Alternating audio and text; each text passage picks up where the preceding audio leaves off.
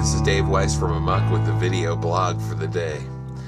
I talk to a lot of artists in the church who tell me they want to use their art in the church, but that for one reason or another their gift is not accepted, and I have no doubt there's some truth to that. In many cases, the visual arts have lost their place in the church. People will sit in a building surrounded by stained glass, which is the work of an artist, and also surrounded by banners, which is also the work of an artist, reading from a bulletin with a beautiful image on the cover, which was also the work of an artist. Oh, and did I mention the building itself is beautifully designed, which is also the work of an architect, which is really just a rare artist who can also do math.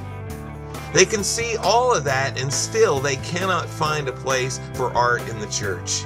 There's a lot of that going on, and so if you feel like your gift is being rejected by the church, I feel your pain. But that's not really what I'm talking about today, because you can't change what others do. You can only change what you do. As artists, we have a decision to make. We have to either make our work fit the venue, or we have to find the venue that fits our work. In other words, if you want your work to fit in your church, you have to create it so that it fits. I remember talking to a gifted comic artist who felt like he was being rejected by his church because his church didn't like the comic that he was doing for the church newsletter. Well, the problem wasn't really with the church or with the artist. He was pretty gifted, but his comic was a little too Passion of the Christ graphic to fit in the newsletter among the announcements for the Mommy and Me class and the potluck dinner. The newsletter was simply the wrong venue. It didn't fit there, and he needed to find a different venue. Sometimes it comes down to humility.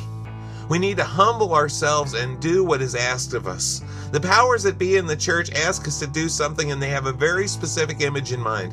We can either think they don't know what they're doing, they don't know what they're talking about, and do our own thing, which may not fit and thus not be used, or we can humble ourselves and we can do the best we can with it to the glory of God, and show ourselves to be a willing worker with a servant's heart. Guess which one will open the door to more ministry in the future, not to mention more creative freedom. Sometimes you have to humble yourself and make it fit. Other times you need to simply realize your work is not a fit, and you need to find where it does fit. Maybe you're not called to work within the walls of the church. Perhaps your gift was given for you to reach out to the world around you. My comic artist friend's piece may have worked very well as a webcomic to be shared with the world as a way of pointing to people to Christ, or perhaps he could have started a cartoon club in the church or in the community where he could teach others how to draw while also being salt and light, sharing the love of Christ.